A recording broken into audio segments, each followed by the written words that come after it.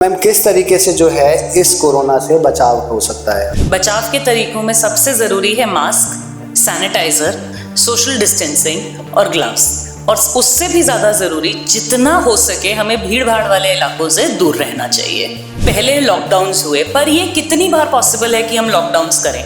तो मास्क और सैनिटाइज़र बहुत इंपॉर्टेंट है। हम किसी से भी मिलते हैं, अगर हमने मास्क पहना है तो वो हमें उससे प्रिवेंट करता है। जिसको बीमारी है वो अच्छे से मास्क का प्रयोग करे, सैनिटाइजर का प्रयोग करे, और बाकी लोग भी मास्क को बहुत ही अच्छे से रिलीजियसली यूज़ करें। किसी भी आम खांसी जुकाम के और कोरोना के सिम्टम्स बहुत सिमिलर होते हैं। फीवर, सोर थ्रोट, कॉफ, कोल्ड, जनरलाइज्ड बॉडी एक। डेफिनेटली पुराना वेरिएंट जो था, जो 2021 में वेव आया था, वो बहुत सिवियर था एंड मैसिव लॉसेस लोगों ने फेस किए फाइनेंशियली, पर्सनली, हर लेवल पे।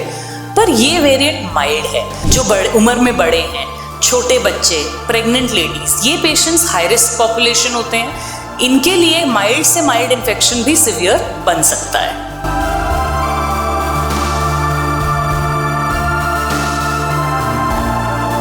नमस्कार, बहुत स्वागत है आपका दैनिक डिजिटल लाइव में। मैं आपके साथ अभिषेक। जिस तरीके से कोरोना ने 2 साल बाद दोबारा से आके दस्तक दे दी है, 400 से ज़्यादा एक्टिव केसेस जो है दिल्ली के अंदर देखने को मिल रहे हैं। इस विषय पर ज़्यादा बातचीत करेंगे। सर गंगाराम हॉस्पिटल की डॉक्टर हैं डॉक्टर शिप्रा गुलाटी जी। मैम किस तरीके से जो है इस कोरोना से बचाव हो सकता है?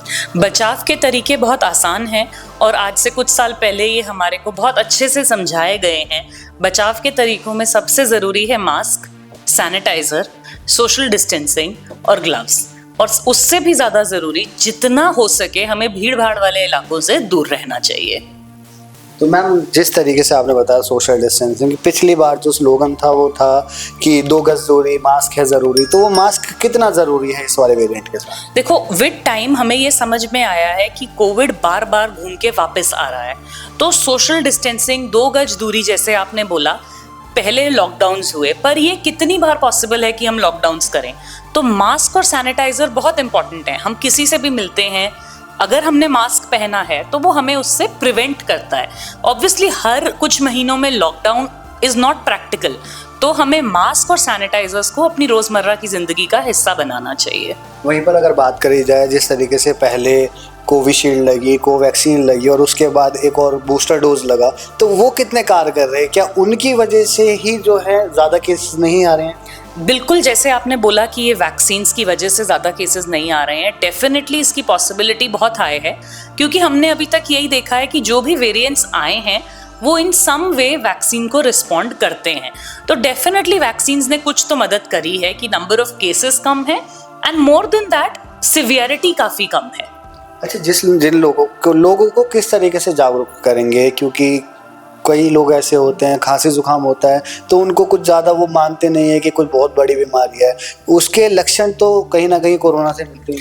बिल्कुल, किसी भी आम इन्फ्लुएंजा के, खांसी जुकाम के जो लक्षण हैं वो कोरोना से मिलते हैं, और कोरोना भी एक वायरल है किसी भी इन्फ्लुएंजा की तरह। तो बेस्ट यही है कि हम ये समझें कि जब भी हमें ऐसे सिम्टम्स होते हैं, ना सिर्फ कोरोना, इन्फ्लुएंजा और बाकी वायरसेस का फैलने का तरीका भी सेम है। तो अगर हम मास्क, सैनिटाइजर, इन सब चीज़ों का ध्यान रखते हैं तो हम सिर्फ कोरोना से ही नहीं, बाकी वायरल इन्फेक्शन से भी बच सकते हैं। आइसोलेट होने की जरूरत पड़ेगी लगता है? आइसोलेट होने की ज़रूरत नहीं है। अगर जिसको बीमारी है वो अच्छे से मास्क का प्रयोग करे, सैनिटाइजर का प्रयोग करे, और बाकी लोग भी मास्क को बहुत ही अच्छे से रिलीजियसली यूज़ करें। क्या कुछ बीमारियां हो सकती है अगर बात करी जाए खांसी जुकाम के अलावा? क्या कुछ सिम्टम्स ऐसे हैं? क्या गंगाराम के अंदर एक्टिव पेशेंट्स हैं अभी?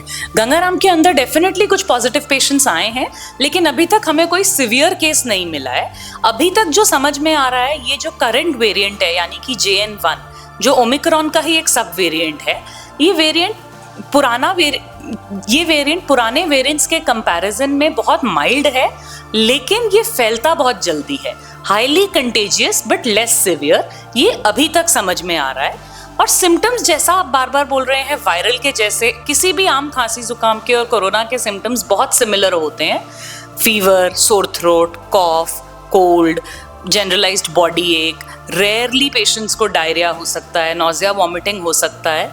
ये सब सिम्टम्स किसी भी आम वायरल में हो सकते हैं। तो अगर किसी भी मरीज को ये सिम्टम्स हैं तो ट्रीटमेंट प्रॉपरली लें और प्रिकॉशंस लें कि आपसे और पेशेंट्स को ये सिम्टम्स ना हो। प्रिकॉशंस मतलब मास्क यूज करें, सैनिटाइजर यूज करें। इस तरीके से मैम आपने बताया कि जो वायरस है ये माइल्ड है, घबराने की जरूरत नहीं है, पर लोगों के मन में एक आ जाता है, जिस तरीके से पहले वेव्स आई, ऑक्सीजन वाली वेव आई थी जब, तब लोग ज़्यादा घबरा गए थे क्योंकि उन्होंने अपने मन के अंदर एक हवा बना लिया था कि कोरोना बहुत खतरनाक है, बहुत जान माल का भी जो नुकसान हुआ।